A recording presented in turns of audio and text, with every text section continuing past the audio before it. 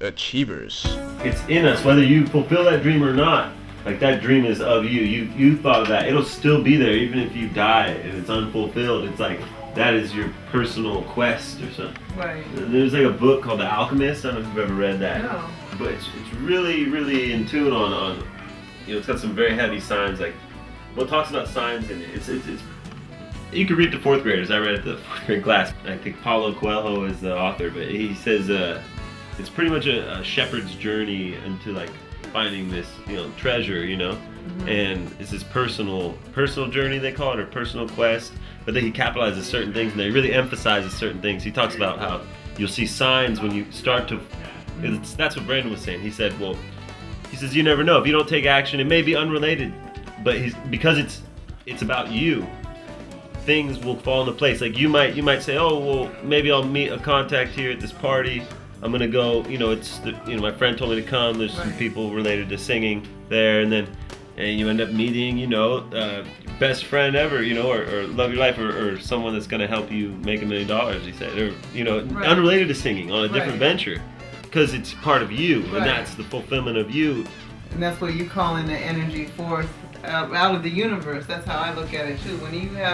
When you start to really focus in on what you're trying to do, then your focus creates energy that will pull the energy that you need, all the, whatever form it comes in, it'll pull it into your realm so that you can fulfill whatever it is that you're focused on, good or bad. That's the problem too, because some people will just focus on the negative stuff, and so you hear people that something's always happening to them. There's always something going on that's stopping them from doing what they want to do. That's because that's how they're, that's the energy that they're putting out. It's that there's all these obstacles in the way, and then lo and behold, there's all these obstacles in the way. But if you're focused on the success of it, and you can really see the end, the end result clearly in your head, then everything will start. And like you said, it could be unrelated to exactly what your focus of the moment is, but if it's something positive, then you're going to bring positive energy in.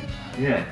And Brandon said was really on point. He was like, because people might tell you can't do it, and ultimately you have to be like, no, I'm not listening to you.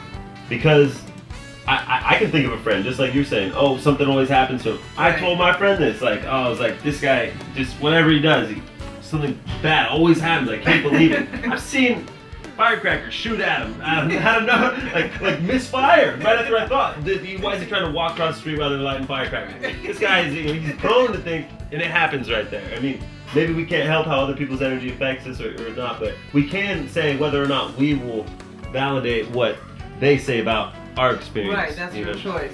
There are things that you can't control. That's like if you let somebody tell you can't and believe it, that's you deciding that you can't do it by believing what somebody else says. Yeah, why would you want to do that? Like someone could be talking like this and tell you can't sing at all. No, you'll never be a good singer. You'll never be a good singer. It's like, well, I know why you think that. Because maybe you will never be. But that may not be your dream. So who are you to tell somebody else they can't achieve theirs? But anyone can be a good singer, I'm telling you.